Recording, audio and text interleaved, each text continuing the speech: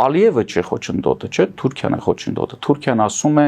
հարաբերությունները կարգավորի, որպիսի ես բացեմ։ Այսինքն ոչ թե Ալիևն է հարկադրում Թուրքիային, որ Թուրքիան դա անի, այլ դա Թուրքիայի դիրքորոշումն է։ Հիմա Ռուսաստանն էլ դեմ չէ, որ հայ-թուրքական հարաբերությունները ձեր ասածով կարգավորվեն։ Հիմա ինչու չի կարգավորվում։ Իսկ ով է ասում չի այսինքն ոչ թե կարգավորվում է, այլ գնում է Թուրքիայի կողմից Հայաստանի կլանման գործընթաց։ Եվ Թուրքիան ասում է հրաժարվիր ցեղասպանության հարցից, որ սահմանը բացեմ։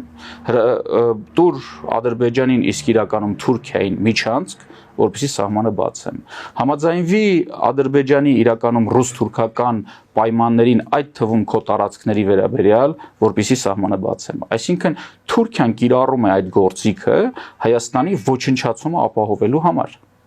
Եվ այդ գործընթացը այսօր գնում է։ Այստեղ խնդիրն անում չէ, որ Ռուսաստանը որևիցե ձև խոչընդոտում է, ոչ մի կերպ Ռուսաստանը չի խոչընդոտում։ Բայց ճանապարհը հիմա այդ միջանց կոչված է ինչու տրված չի մինչև հիմա։ Որովհետև Իրանը եւ ԱՄՆ-ն, Իրանը շատ կոշտ, ԱՄՆ-ն մինչ Թրամփը շատ կոշտ եւ կարծես թե նաեւ Թրամփի օրոք բավականին կոշտ դեմ են դրան։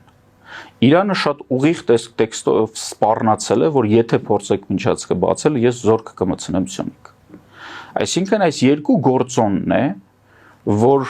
պահում է այսպես Հայաստանի իշխանություններին, հակառակ դեպքում Նիկոլ Փաշինյանը մեծ հաճույքով այդ միջանցքը կտար։ Սրա մասին կարծեմ ենք նույնպես խոսել ենք, որ դա ռուս-թուրքական միջանցք է։ Եվ եթե այսօր օրինակ Հայաստանի վերահսկողության ներքո Թուրքիայից դեպի Ռուսաստան գնան արգելված ապրանքներ պատժամիջոցների տակ, ապա Արևմուտքը կսկսի ճնշել Հայաստանին, պահանջելով, որ դա չանել, թույլ չտալ այդ ապրանքների տարանցումը Հայաստանի տարածքով։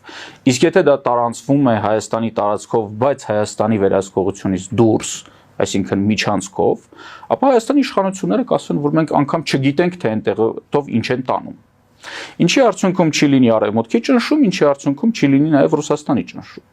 Այսինքն Հայաստանի իշխանությունները շատ երջանիկ կլինեն, որ այդ միջանցքը լինի, սակայն սա հասկանալով հենց Արևմուտքը արգելում է այդ միջանցքը տալ, որովհետև նա հասկանում է, որ վաղ այդ տեղով անցնելու են ապրանքներ եւ Հայաստանը դրա նկատմամբ վերահսկողություն չի ունենալու։ Այսինքն սա ռուս-թուրքական միջանցք է։ Սա է նաև պատճառը, որ ԱՄՆ-ն եւ ոչ միայն ԱՄՆ-ն բավականին կոշտ են արտահայտվում այդ միջանցքի վերաբերյալ։ Իսկ Իրանի համար դա ճանապարհ միջանցքով փակվում է այն ճանապարհը, որով ինքը դուրս է գալիս Սևծով։ Այս երկու հանգամանքն է, որ թույլ չեն տալի ռուս-թուրքական դաշինքին եւ իրենց ներկայացուցիչ